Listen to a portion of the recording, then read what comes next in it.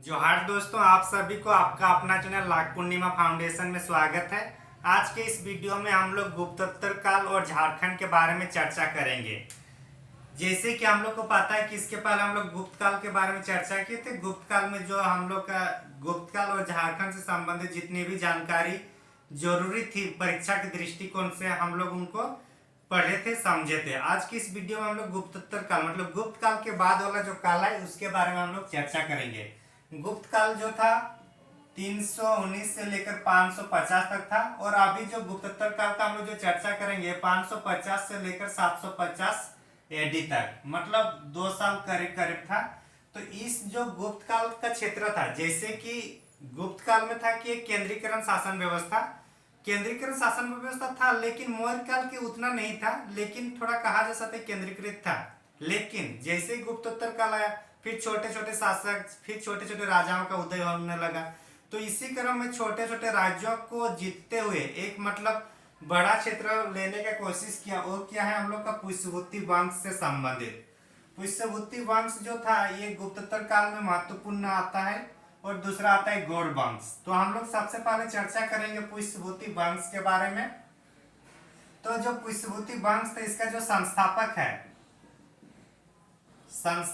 है कौन? प्रभाकर वर्धन। कौन है इसका संस्थापक? प्रभाकर वर्धन। और इनके 2 बेटे होते थे, एक राजवर्धन और एक दूसरा होता है हर्षवर्धन। एक राजवर्धन और दूसरा होता है हर्षवर्धन।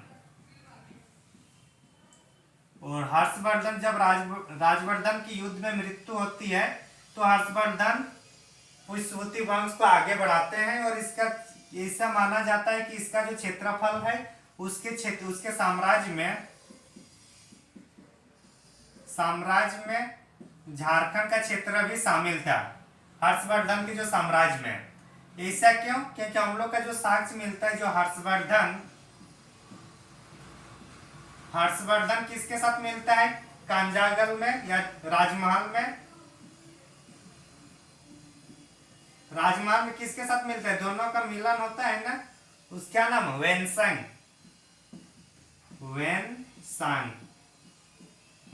के साथ मिलता है ना हर्षवर्धन। कहाँ पे? राजमहल में। तो इस तरह से पता चलता है कि जो राजमहल में वेनसांग के साथ हर्षवर्धन मिले, तो इससे ये पता चल रहा है कि हर्षवर्धन का साम्राज्य में झारखंड भी उसके साम्राज्य में अवस्थित था।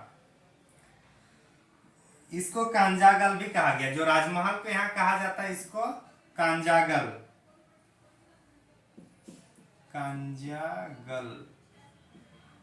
ठीक, कांजागल। किसको? राजमहल क्षेत्र को। तो हर्षवर्धन के मीटिंग वेनसांग से होती है राजमहल में।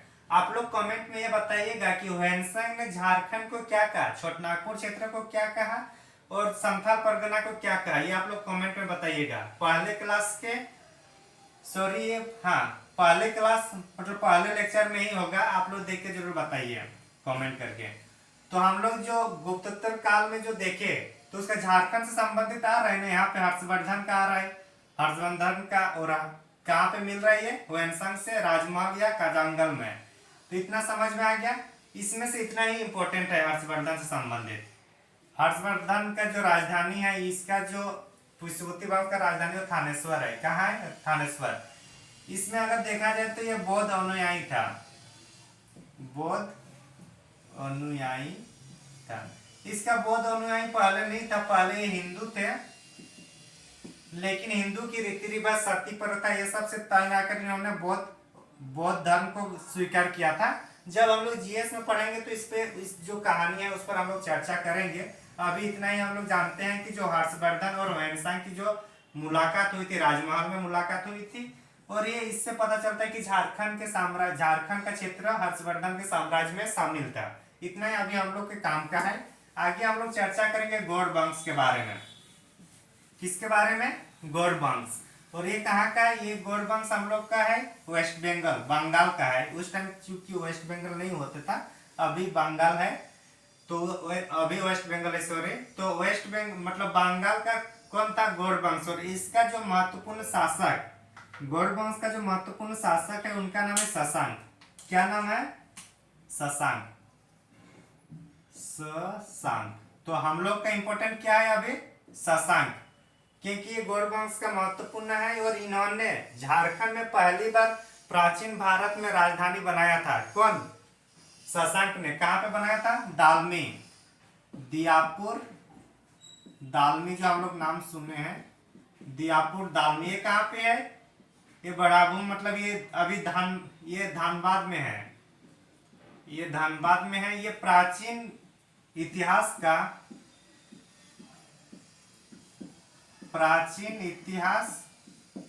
का फर्स्ट राजधानी वो झारखंड में कौन है? दालमी। और कौन बनाया था? राजा शशांक ने। ये दालमी स्वर्ण रेखा नदी के दाएं किनारे में अवस्थित है। तो ये हम लोग समझ में आ गया कि शशांक ने प्राचीन इतिहास में सबसे पहले झारखंड में राजधानी बनाया था, दालमी में। ये समझ में आ गया। आगे चलते हैं शशांक के बारे में और कुछ कुछ जानकारी। शशांक के टाइम नागवंश के दो शासक होते हैं।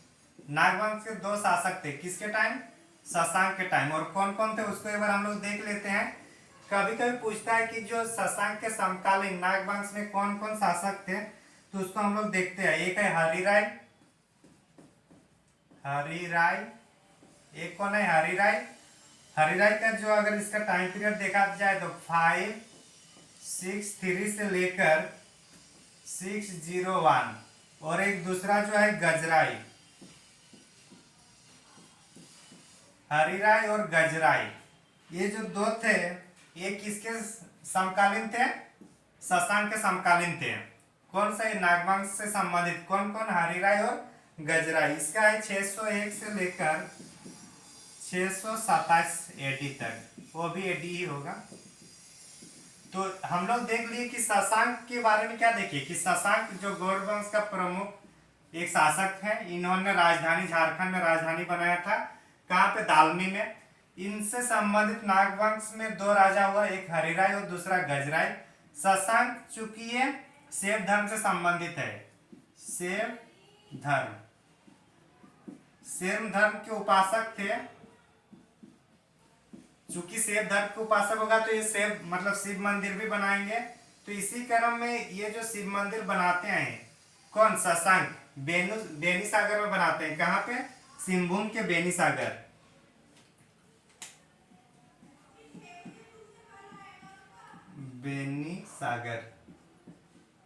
बेनी सागर कहाँ पे है? सिंहभूम में, वेस्ट सिंहभूम में बेनी सागर में जो शिव मंदिर है,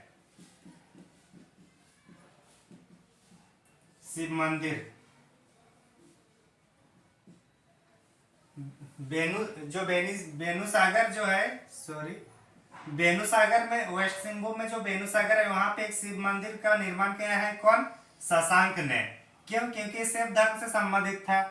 इनके बारे में यह भी कहा जाता है कि झारखंड में जितने भी बौद्ध धर्म से संबंधित था, तो बौद्ध धर्म से संबंधित जितने भी स्तूप था, स्तूपों का नष्ट किया था। क्या किया था? इन्होंने नष्ट कर दिए थे। कौन? शशांक ने। और नष्ट किए थे। और इसका मतलब इस टाइम कौन थे? और हर्षवर्धन थे। और हर्षवर्धन बौद्ध धर्म को मानता था। तो दोनों एक दूसरे से मतलब शत्रुतापूर्ण मतलब ये लोग का था रिश्ता। तो हम लोग देख लिए शशांक जो गौड़ वंश से संबंधित है, इन्होंने राजधानी दालमी बनाया। और ये प्राचीन इतिहास में झारखंड का प्रथम राजधानी भी हम लोग का दालमी ही है।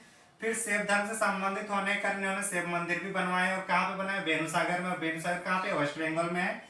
उसके बाद इन्होंने चूंकि शैव धर्म थे और बाकी बौद्ध धर्म से मतलब नहीं बनता था, तो बौद्ध धर्म से संबंधित जितने भी स्तूप थे सबको इन्होंने तोड़वाया। कौन? शशांक ने।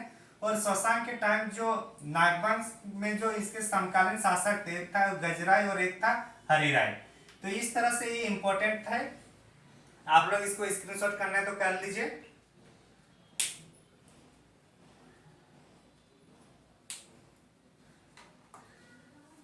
कर लिया ना? तो इसमें और एक पॉइंट जो हम लोग का ये गुप्तोत्तर काल में और एक पॉइंट जो हम लोग को जानना है उसको एक बार जान लेते हैं। बाकी ये इतना इंपॉर्टेंट है, ज्यादा हम लोग को नहीं ध्यान देना है। हाँ, लेकिन हम लोग को एक चीज कर सकते हैं, जैसे हम लोग जैसे हिस्ट्री पढ़ रहे हैं झारखंड का हिस्ट्री, अगर आप लोग इसके साथ साथ इंडियन हिस्ट्री भी करिएगा तो अच्छा रहेगा। होने से क्या होगा, दोनों साथ में रिवीजन भी होते चलेगा और समझ में भी जल्दी से आसानी से आएगी। तो इसलिए कोशिश कीजिए, अगर इंडियन हिस्ट्री भी कर पा रहे हैं तो उसको भी साथ में करते चलिए क्लास के साथ साथ। आगे हम लोग एक चीज जो समझने वाले हैं कि गुप्तोत्तर काल में जो हुआ था, गुप्तोत्तर काल में जो हुआ था कि एक जो शासक थे, मतलब कन्नौज के एक शासक था यशोवर्मन। कन्नौज का शासक कौन थे? यशोवर्मन। ये कन्नौज का शासक थे, इन्होंने चढ़ाई किया था, आक्रमण किया था। आक्रमण किया कहाँ पे किया? इन्होंने जो कन्नौज का जो शासक है यशोवर्मन, इन्होंने मगध के राजा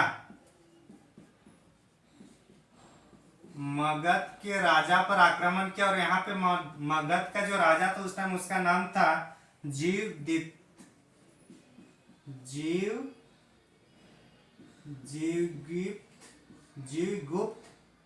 द्वितीय। नाम भी थोड़ा अजीब है, जीवगुप्त द्वितीय। यहाँ मगध का जो राजा था उसको आक्रमण किया। कौन आक्रमण किया? यशोवर्मन ने। यशोवर्मन ने उसको आक्रमण किया। सॉरी यार, दिख रहा है ना? तो जैसे ही जीवगुप्त पर आक्रमण किया कौन? यशोवर्मन। तो ये मगध का जो साम्राज्य था, मगध से ये भाग के कहाँ आ गया? झारखंड में आ गया शरण लेने के लिए। कहाँ आ गया शरण लेने के लिए? झारखंड भाग गया। शरण करने के लिए झारखंड आ गया। कहाँ पे? झारखंड। कौन? जीवगुप्त द्वितीय। किसके डर से? यशोवर्मन के डर से। तो ये कभी कभी एग्जाम में पूछ देता है कि मगध के कौन सा राजा जो अपने दुश्मनों के डर से झारखंड में शरण लिया था? तो आंसर होगा जीवगुप्त द्वितीय। तो इस तरह से आज के वीडियो में हम लोग गुप्तोत्तर काल के बारे में चर्चा की है, और परीक्षा के दृष्टिकोण से महत्वपूर्ण इतना ही है। बाकी अगर आप किसी को लगता है कि और पढ़ना है तो बुक में भी पढ़ सकते हैं, लेकिन बुक में भी इतना ही रहेगा, इससे ज्यादा बुक में भी नहीं है। तो अगर आप लोग को और भी कुछ पढ़ना ही है तो जीएस के बारे में पढ़े। गुप्तोत्तर काल का जो इंडियन हिस्ट्री है उसमें जाकर पढ़ सकते हैं। तो थैंक यू फॉर वॉचिंग।